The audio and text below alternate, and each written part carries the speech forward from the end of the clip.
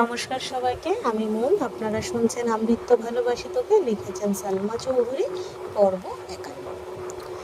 আবিরকে রাখি বা রাসেল মিলে কলের পর কল দিচ্ছে, কিন্তু আবির একবারের জন্য কল ধরছে না।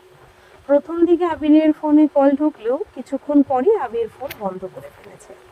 মিষ্টি, সাদিয়া আর লিজা একে অপরের দিকে অসহায়ের মতো তাকিয়ে আছে।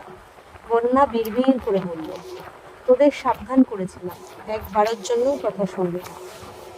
ওরা সঙ্গে সঙ্গে বলল, সরি দোস্ত। রাকিব মিনহাজ আর তামিমের দিকে তাকিয়েই দেখছে না। পাবলিক প্লেসে মারছিল বলে বাধ্য হয়ে তানভীরকে তখন আটকিয়েছিল রাকিব। না হয় তানভীরের সাথে সাথে রাকিবও দুটাকে পিটাইত। ওদের প্রতি প্রায় 5 মাসের ক্ষোভ জমে আছে রাকিবের মনে। রাকিবের কলিজার বন্ধু আবির, আবিরের সব কিছুতে রাকিব যেমন সবার আগে এগিয়ে আসে, তেমনি আবিরও তাই। ছোটবেলা থেকেই ওদের ফ্রেন্ডশিপ অনেক স্ট্রং।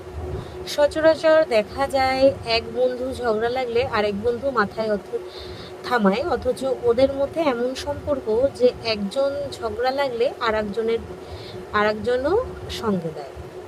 দুজন মিলে ওই ছেলেকে মারে। কলেজ জীবনে রাকিব টুকিটাকি রাজনীতি করত, কিন্তু আবিরের সেসবে কোনো ইন্টারেস্ট ছিল না। তবে রাকিবের সাথে যে এই লাগতে আসতো, দুই বন্ধু মিলে ওইটার অবস্থা খারাপ করে ফেলত। পরবর্তীতে কলেজের পরীক্ষায় রাকিবের রেজাল্ট খারাপ হওয়ায় আবির বুঝিয়ে শুনিয়ে রাকিবকে রাজনীতি থেকে সরিয়ে এনেছিল। এখনও কলেজের অনেক বন্ধুরা রাকিবকে লিডার বলে ডাকে। রাকিব আবিরকে কল দিয়েই যাচ্ছে। এই সুযোগে রাসেল চোখের ইশারায় মিনহাজ আর তামিমকে চলে যেতে বলল, কারণ তানভীর যদি বাই চান্স আবার এখানে আসে আর মিনহাজদের সামনে পায়, তাহলে এবার আর ওদের বাঁচানো যাবে না। তামিম মিনহাজকে নিয়ে চলে গেছে।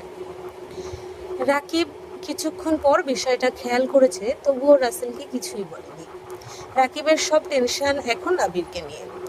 শহরের আশেপাশে যত বন্ধু আছে একে একে সবাইকে কল দিয়ে জানিয়েছে তাদের বাইক আছে, তারা বাইক নিয়ে বেরিয়ে পড়েছে। রাকিব এগিয়ে গিয়ে একটা রিক্সা ঠিক করে বন্যাকে বলল, তুমি বাসায় চলে যাও। বন্যা আচ্ছা বলে চলে গেছে। রাকিব বাকিদের উদ্দেশ্যে রেগে বলল, তোমরাও যাও এখন। রাকিবের রাগী স্বর শুনে ওরাও মাথা নিচু করে চলে গেছে। পরিস্থিতি অস্বাভাবিক দেখে রাসেলের গার্লফ্রেন্ড চলে গেছে। রাকিব রাসেলকে নিয়ে বাইক স্টার্ট দিল। তানভীর মেঘকে বাসার সামনে নামিয়ে দিয়েই চলে গেছে, একটা কথাও বলেনি। রাকিবরা প্রায় 1 ঘন্টা যাবৎ আনাচে কানাচে ঘুরেছে, অথচ আবিরের একেবারে নিরুদ্দেশ হয়ে গেছে। কেউ আবিরের কোনো খোঁজ পাচ্ছে না। বন্যা বাসায় গিয়েও মেঘকে কল দিল। মেঘ রিসিভ করতেই বলল, কিরে তুই ঠিক আছিস? মেঘ মৃদুস্বরে বলল, আমি ঠিক আছি, কিন্তু আবির ভাইয়ের কোনো খোঁজ পাচ্ছি না। বন্যা বলল, তুই আবির ভাইকে কল দে। মেঘ বলল, আমার ভয় লাগতেছে। বন্যা বলল, এখন ভয় লাগবে কেন? এতদিন বারণ করার পরও তো একটু ভয় লাগবে না। মেঘ বলল, আমি এখন কি করব? বন্যা বলল, আবির ভাইয়াকে কল দে, আর কিছু করতে হবে না। মেঘ বলল, উনি কি কল ধরবেন? বন্যা বলল, ধরবেন কিনা সেটা দিলেই বুঝবি, তুই ওনাকে রাগাইছিস, তোকেই শান্ত করতে হবে। মেঘ বলল, আমি পারবো না, ভয় লাগতেছে। বন্যা বলল, আর একটা কথা বললে তোর খবর আছে বলে দিলাম। মিনহাজ মিষ্টিদের কথায় লাফানির সময় ভয় ডর কোথায় ছিল তোর? মেঘ বলল, আচ্ছা কল দিচ্ছি। বন্যা কল কেটে মেঘ আবিরের নাম্বার বের করলো। ভয়ে বুক কাঁপছে অবিরাম। 5 মিনিট অপেক্ষার পর বুকে সাহস নিয়ে আবিরের নাম্বারে ডায়াল করলো। আবিরের ফোন বন্ধ পেয়ে আটকে উঠল মেঘ। বারবার কল দিতে লাগলো। ভয় আর দুশ্চিন্তা 3 গুণ বেড়ে গেছে। রাকিব, রাসেল, তানভীর, এদিকে মেঘ, সবার একাধারে কল দেওয়ার কারণে একবার নেটওয়ার্ক বিজি বলছে, আবার বন্ধ বলছে। মেঘ আজ পর্যন্ত যতবার আবিরকে কল দিয়েছে কোনো সময় ফোন বন্ধ পায়নি। আজই প্রথম আবিরের ফোন বন্ধ। মেঘ রাগের চোটে কান্না শুরু করে দিয়েছে। প্রায় 15 মিনিট একের পর এক কল করতে করতে অবশেষে একটু থামলো। ভয়ে ভয়ে কল করলো তানভীরকে। তানভীর কল রিসিভ করতে মেঘ উদ্বিগ্ন কণ্ঠে শোধালো, আবির ভাইয়ের কোনো খোঁজ পেয়েছো ভাইয়া? তানভীর ঢোক গিলে নিজেকে ধাতস্থ করে স্বাভাবিক কণ্ঠে বলল, না, বাসায় আপাতত কিছু বলিস না। মেঘ বলল, আচ্ছা। তানভীর কল কেটে দিয়েছে। মেঘের টেনশনে হাত পা ঠান্ডা হয়ে আসছে। সন্ধ্যা হয়ে গেছে, অথচ এখনো আবিরের কোনো খবর নেই।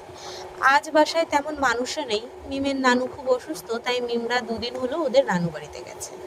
ইকবাল খান মিমদের নিয়ে গেছেন। এখনো বাসায় আসেননি। হালিমা খান আর মালিয়া খান বাসায় আছেন। আলী আহমেদ খান অফিসে, মোজাম্মেল খান আজ সকালেই রাজশাহী গেছেন। মেঘ উপুর হয়ে শুয়ে ফোনে আবিরের ছবি দেখছে আর অঝরে কাঁদছে। মেঘের বর্তমান বয়সটা দোষের। এই বয়সে এমন ঘটনা ঘটানো অস্বাভাবিক কিছু না। আবির ভাইয়ের প্রতি বেদক আবেগ, ভালোবাসা, শোনার তীব্র আকাঙ্ক্ষায় যে যা বলেছে সব শুনেছে। নিজের করা ভুলের জন্য এখন খুব পস্তাচ্ছে। সন্ধ্যা পেরিয়ে রাত হতে চলল, কিন্তু আবিরের কোনো হদিশ নেই। আলী আহমেদ খান 7টার দিকে বাসায় ফিরেছেন। আলী আহমেদ খান নিজেও আবিরকে 2-3বার কল দিয়েছেন। আবিরের ফোন বন্ধ পেয়ে বাসায় এসে মালিয়া খানকে শুধালেন, আবার কি বাসায় আসছেন? মালিয়া খান বলল, এখনো আসেনি। আলী আহমেদ খান বললেন, ওর ফোন বন্ধ কেন? তোমার সাথে কথা হয়েছে? আলী আহমেদ খান বলল, না, হয়তো ফোনের চার্জ শেষ। তুমি নিশ্চিন্তা করো না। আলী আহমেদ খান অল্প নাস্তা করে শুয়ে পড়েছেন। একটু পর মেঘের ফোনে আননোন নাম্বার থেকে কল আসলো। প্রথমবার রিসিভ করলো না, দ্বিতীয়বার রিসিভ করতেই উপাস থেকে রাকিব আতঙ্কিত কণ্ঠে প্রশ্ন করলো, আবির কোথায় তুই? মেঘ স্বাভাবিক কণ্ঠে বলল, আমি মেঘ। রাকিব বলল, মেঘ আমি তোমার রাকিব ভাইয়া।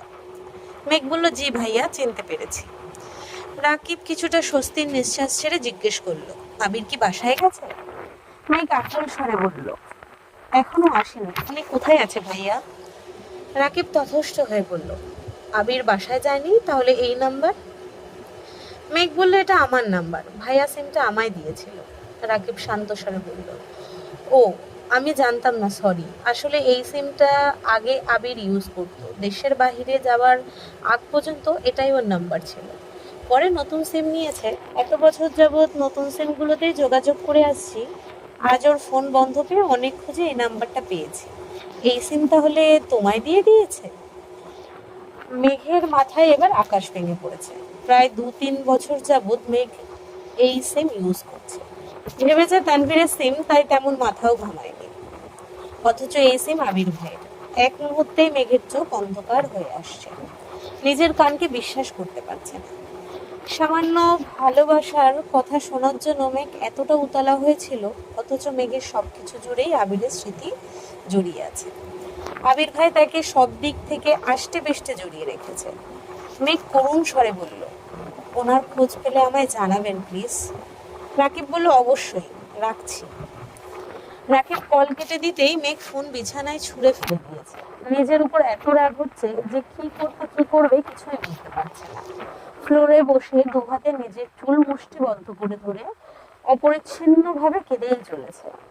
রাত প্রায় 9টার পর তানভীর হঠাৎ হালিমা খানকে কল দিল। তানভীরের কথা শুনে হালিমা খান আর্তনাদ করে উঠলেন। তানভীর কল কাটতেই হালিমা খান ছুটে গেলেন মালিয়া খানের কাছে। মেঘকে অবরিত ডাকতে লাগলেন। মেঘ চোখ মুছে ব্যালকনিতে আসতেই দেখলো বড় আব্বু বড় আম্মু বাসা থেকে বেরিয়ে যাচ্ছেন। হালিমা খান উদ্বিগ্ন কণ্ঠে বললেন, মেঘ তাড়াতাড়ি আয়, আমাদের বের হতে হবে। মেঘ বলল, কোথায়? হালিমা খান বলল, তুই আয় আগে। মেঘ চিন্তিত কণ্ঠে জিজ্ঞেস করলো, রেডি হতে হবে না? হালিমা খান বললেন, না, যেভাবে আছিস সেভাবেই চল। মেঘ দ্রুত নেমে আসলো। হালিমা খান বাসা তালা দিয়ে গাড়িতে বসলেন। মালিয়া খান শীতল কণ্ঠে শুধালেন, কি অসুস্থ, বললে না তো? মেঘ বুকটা ছ্যাদ করে উঠল। বুকের ভেতরটা কেমন যেন মোচড় দিচ্ছে। ফোনটাও বাসায় ফেলে আসছে। আবির ভাইয়ের খোঁজ পায়নি এখন। মেঘের গলা শুকিয়ে কাঠ হয়ে আছে, কথা বের হচ্ছে না গলা দিয়ে। হালিমা খান স্বাভাবিক কণ্ঠে বললেন, হাসপাতালে গিয়ে দেখো। মালিয়া খান আর্তনাদ করে উঠলেন, আমাদের কারো কিছু হয়েছে? হালিমা খান তানভীরকে কল দিয়ে হাসপাতালের ডিটেলস নিয়েছে। মালিয়া খানের কথার কোনো উত্তর দেয়নি। জ্যাম পেরিয়ে হাসপাতালে আসতে আসতে 10টার উপরে বেজে গেছে। হাসপাতালের সামনেই রাকিব দাঁড়ানো ছিল। সবাই নামতেই রাকিব রাস্তা দেখিয়ে ভেতরে নিয়ে যাচ্ছে। মেঘ হাঁটছে ঠিকই, তবে হাঁটায় কোনো গতি নেই। অক্লিষ্ট আখিতে মেঘ রাকিব ভাইকে দেখছে। রাকিবের শার্টে ছোপ ছোপ রক্তের দাগ লেগে আছে, দেখে বোঝা যাচ্ছে শার্টটা ভেজা। মেঘের পা চলছে না, ভয়ে হাত পা কাঁপছে, মাথা ঘুরছে, চোখে ঝাপসা দেখছে। কোনো রকমে ওদের পেছন পেছন একটা রুমের দরজা পর্যন্ত এসেই সবাই থমকে দাঁড়ালো। প্রাইভেট ক্লিনিকের একটা ছিমছাম রুমের বেডে বেহুশ অবস্থায় শুয়ে আছে আবির। মাথায় সাদা ব্যান্ডেজ, ডান হাতে ডান পায়ে ব্যান্ডেজ করা। আবিরকে এই অবস্থায় দেখে ছুটে গিয়ে মালিয়া খান আবিরকে ধরে বিলাপ শুরু করে দিয়েছেন। আলী আহমেদ খান করুণ দৃষ্টিতে ছেলেকে কিছুক্ষণ দেখে আশেপাশে নজর দিলেন, তারপর ভারী কণ্ঠে রাকিবকে শুধালেন, কি হয়েছিল? রাকিব বলল, বাইক অ্যাক্সিডেন্ট করেছে। আলী আহমেদ খান সঙ্গে সঙ্গে হুঙ্কার দিয়ে উঠলেন, বাইক কেনার সময়ই বলেছিলাম, একবারের জন্য আমার কথা মানল না। আলী আহমেদ খান আবারও হুঙ্কার দিয়ে উঠল, তানভীর কোথায়? রাকিব আস্তে করে বলল, ইম্পর্টেন্ট কাজে গেছে, চলে আসবে। আলী আহমেদ খান বললেন, ওর কি এমন ইম্পর্টেন্ট কাজ? রাকিব মাথা নিচু করে দাঁড়িয়ে আছে, কিছুই বলছে না। এদিকে মেঘ নিস্তব্ধ হয়ে দাঁড়িয়ে আছে, এক চুল নড়ছে না। মেঘের অবিক্ষিপ্ত আঁখি যুগল আবিরের পরিশ্রান্ত চেহারায় আটকে আছে। হালিমা খান, মালিয়া খান অঝরে কেঁদেই চলেছেন, কিন্তু মেঘের চোখে এক ফোঁটা পানি নেই। পাথরের ন্যায় দাঁড়িয়ে আছে, নেই কোনো অনুভূতি। তানভীর হালিমা খানকে ফোন করে আগেই সবটা জানিয়েছিল। হালিমা খানকে শক্ত থেকে মেঘসহ বড় আব্বু বড় আম্মুকে নিয়ে আসতে বলেছিল, তাই হালিমা খান বুকে পাথর চেপে স্বাভাবিক থাকার চেষ্টা করছিলেন। আবিরের জ্ঞান ফিরছে না, ডাক্তার বলেছেন মাথায় চাপ খাওয়ায় ঘন্টা কয়েক সময় লাগবে, আপাতত হাসপাতালেই রাখতে বলেছেন। এর মধ্যে তানভীর আসছে। হালকা রঙের শার্টটা রক্তের দাগে কালো খয়েরি রং ধারণ করেছে, দু হাতে পায়ে গায়েও রক্ত লেগে আছে, কিন্তু রক্তের দাগ শুকিয়ে গেছে, আর কিছু দাগ এখনো ভেজা। অ্যাক্সিডেন্টের খবর শুনে তানভীর সবার আগে আবিরের কাছে পৌঁছেছিল। রাস্তায় স্পিড ব্রেকারের কাছে আবিরের রক্তাভ দেহ নিথর হয়ে পড়েছিল, টকটকে লাল রক্তের অর্ধেক রাস্তা ভরে গিয়েছিল। তানভীর আবিরকে একাই অ্যাম্বুলেন্সে পাঠিয়ে হাসপাতাল পর্যন্ত নিয়ে আসছে। হাসপাতালে রাকিব আর রাসেল আগে থেকেই উপস্থিত ছিল। রাকিব আর তানভীর মিলে আবিরকে এমার্জেন্সি ওয়ার্ডে নিয়ে গিয়েছিল। আবিরের চিকিৎসা শুরু করা মাত্র তানভীর এই অবস্থাতেই হাসপাতাল থেকে বেরিয়ে গেছে। আবিরকে রুমে দেওয়ার পরপরই রাকিব রাসেলকে বাসায় পাঠিয়েছে। রাকিবের টি শার্ট আর অন্যান্য কিছু জিনিস নিয়ে আসছে। তানভীর রুমে ঢুকতেই আলী আহমেদ খান হুঙ্কার দিয়ে উঠলেন, কোথায় ছিলে? তানভীর শার্টের হাতার ফোল্ড খুলতে খুলতে গম্ভীর স্বরে বলল, কাজ ছিল। আলী আহমেদ বলল, তোমার ভাইকে একা ফেলে যাওয়ার চেয়েও গুরুত্বপূর্ণ কাজ ছিল? তানভীর রাগী স্বরে বলল, হয়তো। তানভীর হালিমা খানকে আগেই বাসা থেকে ড্রেস আনতে বলেছিল। তানভীর ব্যাগ থেকে একটা টি শার্ট আর প্যান্ট বের করে ওয়াশরুমে চলে গেছে। আলী আহমেদ খান পাশে একটা চেয়ারে দু হাতে মাথা চেপে ধরে বসে আছেন। একমাত্র ছেলে অ্যাক্সিডেন্ট করে হাসপাতালে অজ্ঞান অবস্থায় পড়ে থাকলে কোনো বাবা মাই ঠিক থাকতে পারেন না। এর মধ্যে মোজ্জামেল খান কল দিয়েছেন। আলী আহমেদ খান ফোন রিসিভ করতেই মোজ্জামেল খান স্বাভাবিক কণ্ঠে বললেন, ভাইজান কেমন আছো? আলহামদুলিল্লাহ, তুই কেমন আছিস? মোজ্জামেল খান বললেন, আলহামদুলিল্লাহ। বাসায় সবাই কেমন আছেন? আলী আহমেদ খান বললেন, কেমন আর থাকবে, তোর ভাতিজা অ্যাক্সিডেন্ট করে হাসপাতালে পড়ে আছে। মোজ্জামেল খান বললেন, কে, আবির? আলী আহমেদ খান বললেন, হ্যাঁ।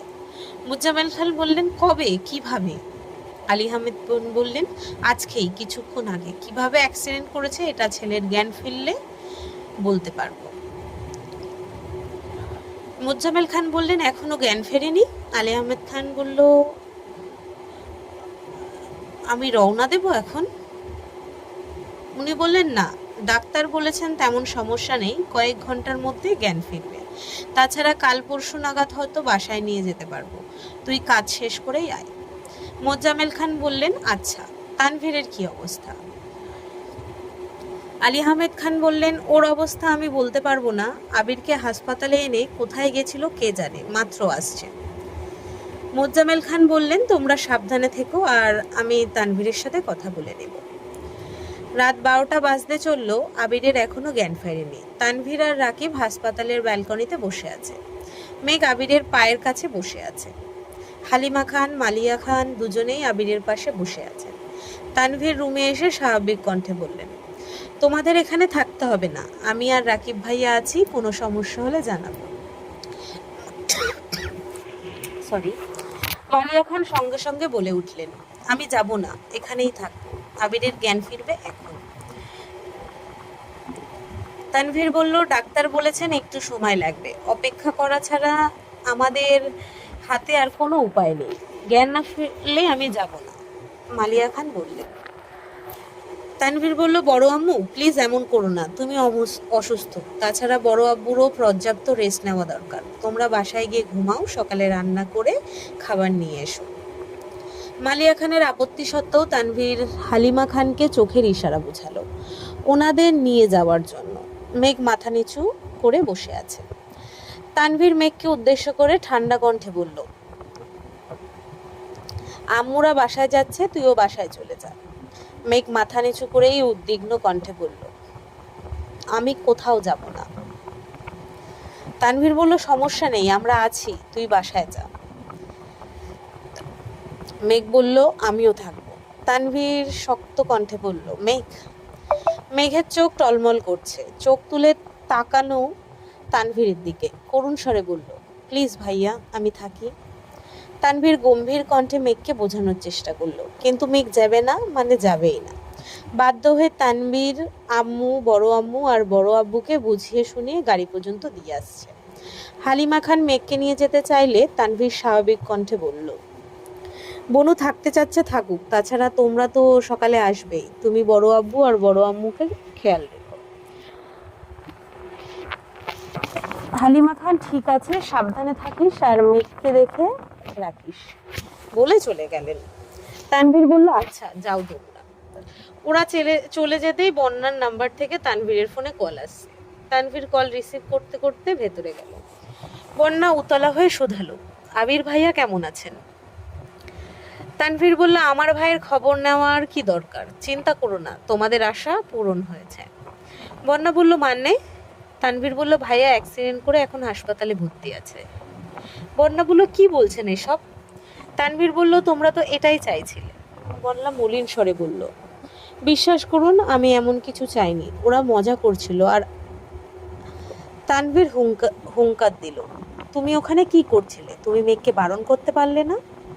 বন্যা বলল, ও আমার কথা শোনেনি, আমি বারণ করেছিলাম। তানভীর বলল, কিসের বেস্ট ফ্রেন্ড তুমি? বারণ করা সত্ত্বেও বনু তোমার কথা অমান্য করে কিভাবে? বন্যা আস্তে করে বলল, মেঘ কোথায়? তানভীর বলল, আছে। বন্যা বলল, ওকে একটু দেওয়া যাবে? তানভীর বলল, কি দরকার? কথা যখন মানাতেই পারোনি, তাহলে এখন আর কথা বলতে হবে না।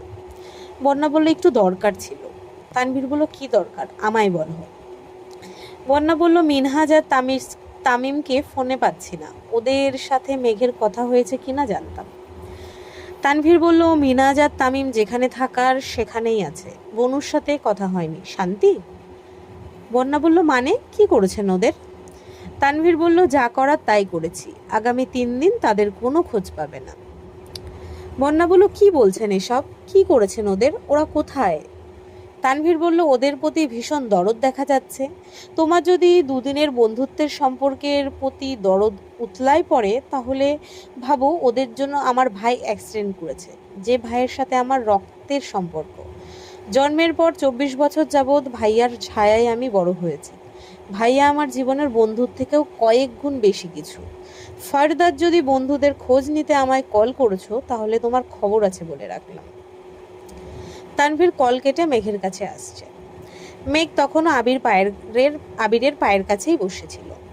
তানভীর রুমে এসে তপ্তস্বরে বলল, তুই ভাইয়ার কাছে থাক, আমি আর রাকিব ভাইয়া বাইরে আছি, কোনো ধরনের সমস্যা হলে ডাকিস। মেঘ বলল, আচ্ছা।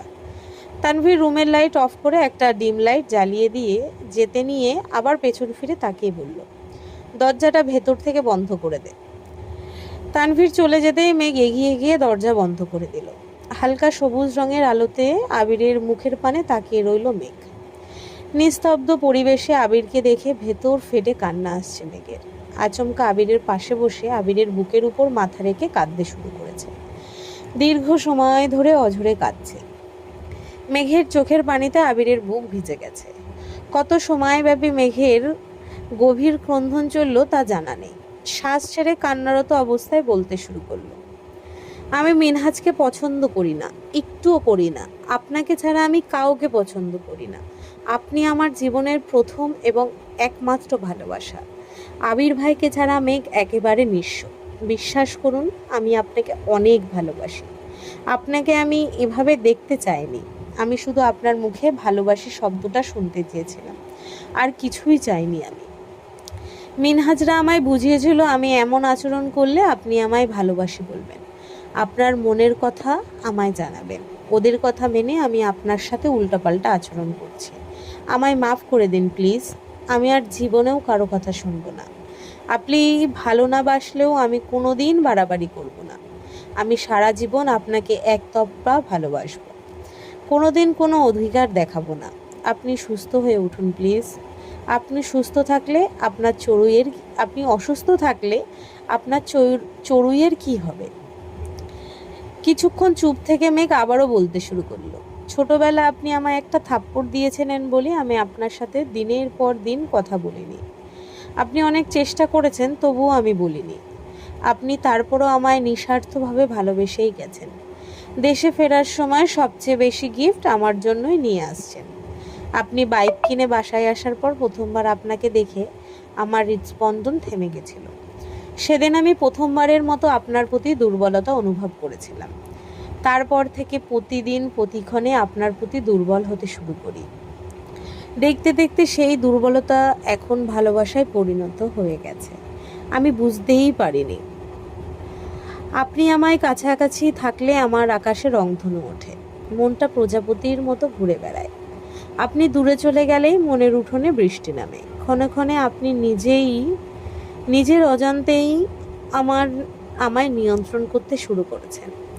আপনি হয়তো জানেন না, আপনাকে দেখার জন্য প্রতিদিন কত ঘন্টা ব্যালকনিতে অপেক্ষা করি, কত রাত নির্ঘুম কাটাই। আপনার এক ঝলক হাসি দেখার জন্য ঘন্টার পর ঘন্টা আপনার অভিমুখে চেয়ে থাকি। আপনার প্রতি এত বছরের ক্রোধ কয়েক মাসেই কিভাবে যেন প্রণয়ের রূপ নিয়েছে। এখন রাগ করলেও সেই রাগ বেশিক্ষণ স্থির হয় না। আপনার একটু যত্নেই সব ভুলে যাই। কিন্তু সব ভুলে গেলেও আপনার আশেপাশে কোনো মেয়ের ছায়া আমি কোনোভাবেই সহ্য করতে পারি না। মালা আপু, এমপির মেয়ের আচরণে আমায় যতটা রাগিয়েছিল তার থেকে কয়েক গুণ বেশি কষ্ট পেয়েছিলাম যেদিন আপনি বলেছিলেন আপনি বিবাহিত, একটা বাচ্চা আছে। তখন দুরাত আমি শুধু কেঁদেই ছিলাম।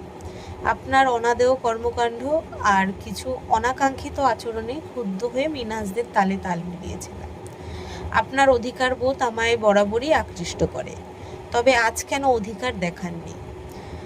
আমি আপনার কথায় হ্যাঁ বলেছিলাম যাতে আপনি আপনার মনের ভাব প্রকাশ করতে পারেন। আপনি তখন আমায় দুটো থাপ্পড় দিয়ে কেন কিছু বললেন না? কেন আপনি নিশ্চুপ থেকে নিজের ক্ষতি করছেন? মেঘের কান্না ধীরে ধীরে কমে এসেছে, তবে এখনো ফুপিয়ে ফুপিয়ে কাঁদছে। আবিরের বুকে মাথা রেখেই দীর্ঘ নিঃশ্বাস ছেড়ে বলল, আজকের পর আর কোনোদিন কোনো প্রকার বাড়াবাড়ি করব না। আপনি যেভাবে চান আমি সেভাবেই চলব। আপনার ভালোবাসা আদায় করতে আর উঠে পড়ে লাগবো না। আপনি ভালোবাসলেও আমি আপনার, আপনি ভালো না বাসলেও আমি আপনার। তবুও প্লিজ সুস্থ হয়ে উঠুন।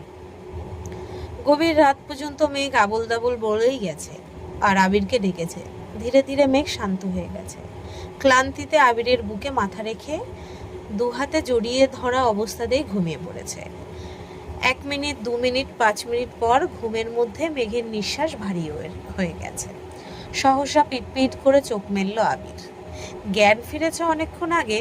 প্রেয়সীর আবেগ জড়িত অনুদ্বিগ্ধ অনুভূতি শুনতে ইচ্ছে করেই চোখ বন্ধ করে রেখেছিল। আবির চোখ নামিয়ে তাকালো মেঘের প্রদীপ্ত মুখের পানে।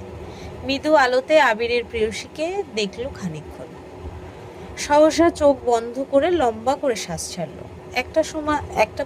এটা প্রথমবার নয়। মেঘ আবিরের জন্য প্রথমবার যখন কেঁদেছিল, তারপর 1 সপ্তাহ গলা দিয়ে কথা বের হয়নি মেঘের। তখন মেঘের বয়স 5 কি 6 আর আবিরের বয়স 12 কি 13 চলে। আবির তখন হঠাৎ করে গুরুতর অসুস্থ হয়ে পড়েছিল। টানা 15 দিনের উপরে অসুস্থ অবস্থায় হাসপাতালে ভর্তি ছিল। অবুঝ মেঘের জীবনে আবির তখন একমাত্র খেলার সঙ্গী ছিল। আবির আর তানভীরের বয়সের পার্থক্য 2 বছরের হওয়ায় তানভীরের স্মৃতি আবিরের মাথায় ছিল না। তবে মেঘ জন্মের সময় আবির 7-8 বছরের ছিল বিদায় মোটামুটি বুঝতো। প্রথম বোন হওয়ায় মেঘকে সর্বোচ্চ আদরে রেখেছিল আবির। মেঘের আদো আদো কণ্ঠে ডাক এড়িয়ে খেলতে যাওয়ার সাধ্য ছিল না আবিরের। সারাক্ষণ বাড়িতেই মেঘের সঙ্গে খেলতো। মেঘ ঘুমালে খেলতে বের হতো। 7-8 বছর বয়সের ছেলের চোখে মেঘ তখন বোন মানে বোনই ছিল। মেঘকে বোন ব্যতীত অন্য কোনো নজরে দেখেনি আবির। ধীরে ধীরে আবির মেঘ বড় হতে শুরু করেছে। আবিরের যত্নে মেঘ তখনও নিজেই আবিরের প্রতি উন্মাদ ছিল। শিশুদের যারা বেশি আদর করে তারা তাদের সঙ্গে বেশি স্বাচ্ছন্দ্য বোধ করে। হঠাৎ আবিরের অসুস্থতা ছোট্ট মেঘের মনেও গভীর আঘাত দিয়েছিল। আবির হাসপাতালে থাকাকালীন মেঘকে কেউ নিয়ে যায়নি। 15 দিন পর আবিরের শারীরিক অবস্থা এতটাই দুর্বল হয়ে পড়েছিল যে ডাক্তার চিকিৎসা চালাতেও হিমশিম খাচ্ছিল। আবির কোনো কিছুতেই রেসপন্স করছিল না। হার্টবিট একেবারেই কমে গেছিল। কোনো কারণে ব্রেইনে প্রেশার পড়েছিল। মৃত্যুর সময় অতি সন্নিকটে চলে আসছিল। ডাক্তার সঠিক রোগ ধরতে পারছিল না, কোনো চিকিৎসা চলছিল না।